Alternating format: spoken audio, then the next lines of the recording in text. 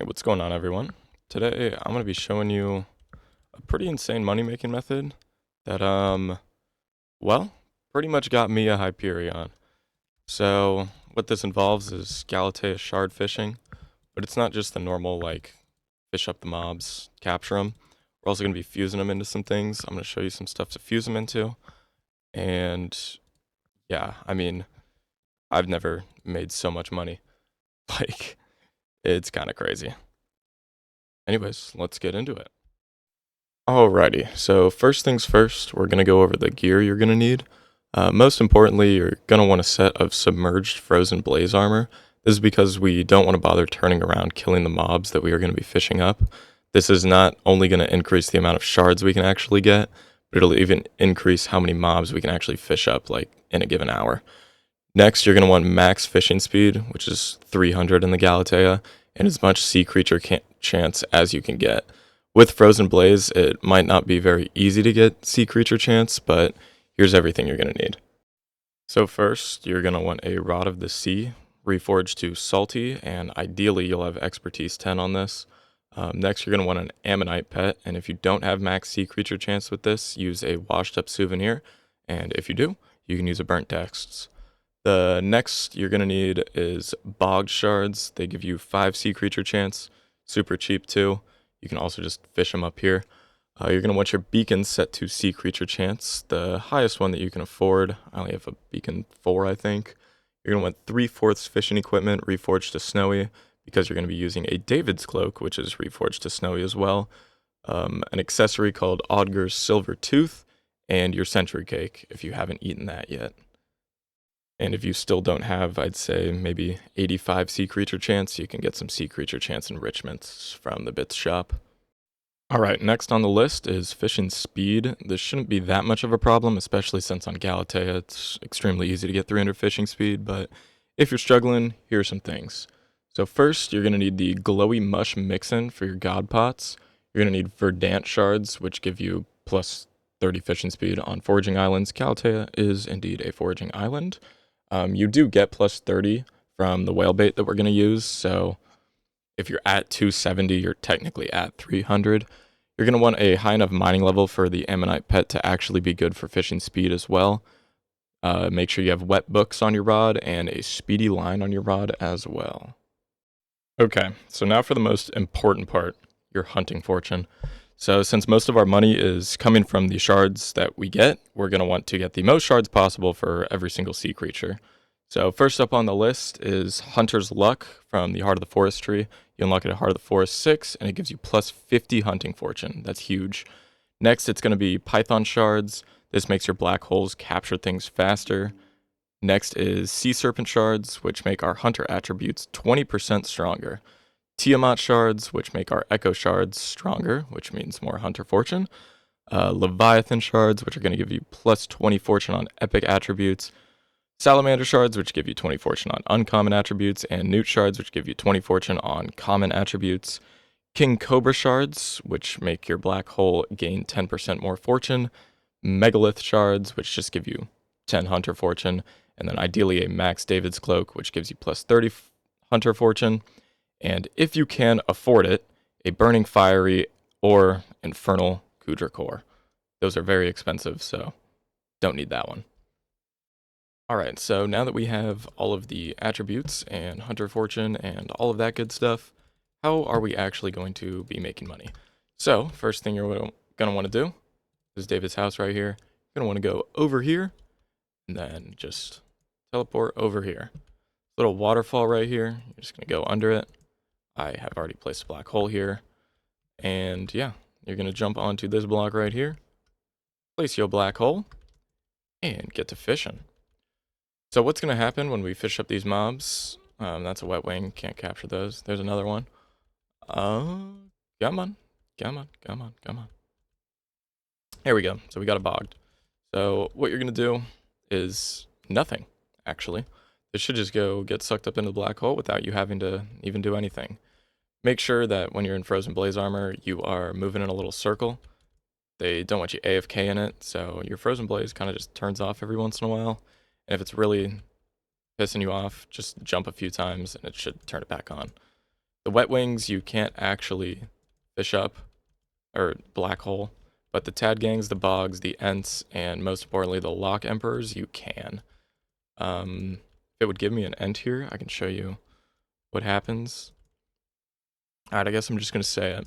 So, ents don't actually take damage from your Frozen Blaze armor, so you're going to have to hunt axe them. Assuming you do enough damage or have the prime hunt axe, you should be able to take them down in 2 hits and then just resume fishing. But the whole idea is you want to always have your bobber in here. And also very important, make sure not to kill any sea creatures with your rod. I party up with people and then they just keep insta-casting their rod, just killing every single sea creature that comes out. And then they get mad that they're not getting any shards. So it's like, just slow down a little bit, be patient, wait for the mob to go behind you, and then you can, cast again. So I'm going to bring you guys back when I get a Loch Emperor, because one other thing to mention while I'm sitting here trying to get a Loch Emperor is this is actually more efficient when you have one other friend with you. The thing is, when you do that, is you don't want to have both of you guys in Frozen Blaze armor, because what's going to happen is the bogs and the tad gangs are going to die too fast, because your Frozen Blaze is going to take them down too quick, so they're not going to get sucked up by the black hole. So what you want to do is have one of you in your normal fishing setup, I guess like Magma Lord armor, and one of you in Frozen Blaze. So what this means is one of you guys is not going to get loot share for the shards. So ideally both of you guys do want Frozen Blaze, but just switch out like, I don't know, every 10 minutes. Just both of you guys switch from your Frozen Blaze to the other thing so that you guys could both get loot share. Oh, there we go. All right. So now that you've got one of these Loch Emperors, usually I try to hunt axe all the tad gangs and bogs because I do want the shards. I do want the shards. They are nice. But what you're gonna want to do, switch into your Magic Find set, either Sorrow or if you have it, Magma Lord. And then yeah, just go to town on this dude. What's gonna happen is you're either gonna get 2 shards, you're gonna get 3 shards, or there is a chance that you get 6 shards, just because it grants 10% chance to get a second shard from a monster that actually doubles it. So you can get 6 Sea Emperor shards from this every single time you fish one up. And just from that, I got 2. So where are they? How much is 2 shards? Boom, I just made 800k right there. Look at that. And that's just from the Sea Emperor shards. Alright, so the Loch Emperor shards are good and everything. They make you pretty good money. But how do we make even more money? This thing right here. So, in here, with all of your bogged and ent and tad gang shards, you're going to want to fuse them with ghost shards.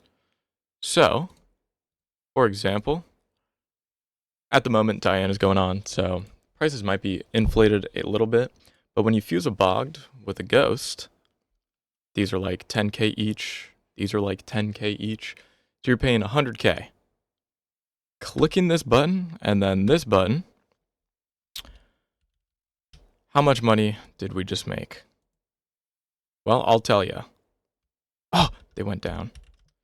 We just made about 100k. So sometimes you'll see these at like 250k or something stupid. I think when Diana started, I think they were all the way up at 350k and I sold like 300 of them.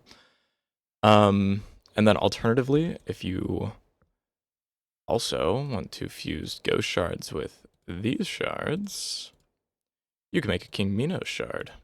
So, how much are these going for?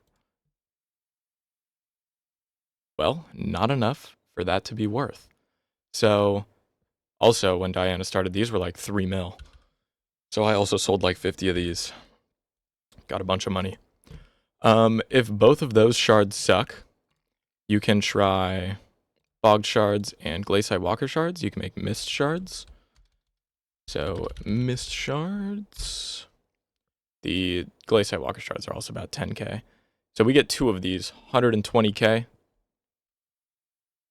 little bit of money. I think bogged shards might actually be cheaper. Oh yeah, they're 8k. And the Glaciate Walker shards, you can just go get these for free and then fuse them with your bog shards. And every single time you click this button, you're making money. So, with that being said, I recommend that when you are fishing, you are buying ghost shards, all right? So, you're going to get outbid a lot. Like, I need to throw up another sell offer right now. Max you can buy is 256. I don't know why. I'd ask Simon Hypixel. But yeah, so while you're fishing, you'll just be buying ghost shards, and then all of those shards you pick up, you'll be combining them and making Sphinx shards.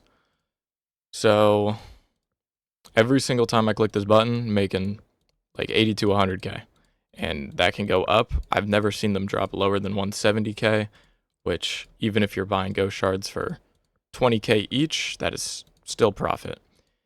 And you can see down there, I have 7.3 million overflow hunting XP, so I've done this quite a bit.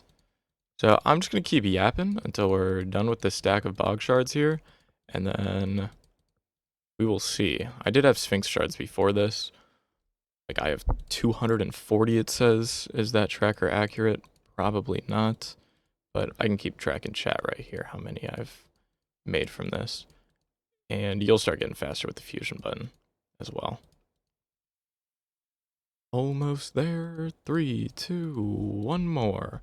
So we got 60 from that. So we'll withdraw a good 60. Boom. Boom. How much money is that? Well, a solid 21 mil. I don't know what just happened there.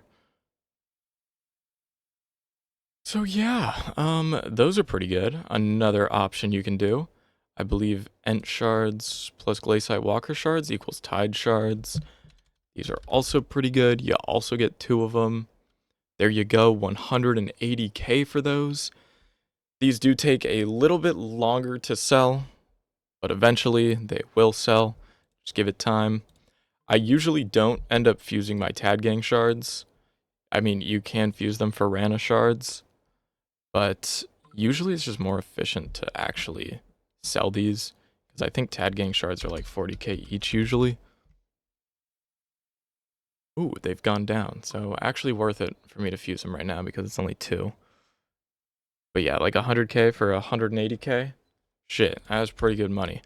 And there's probably a bunch more fusions that I don't even know.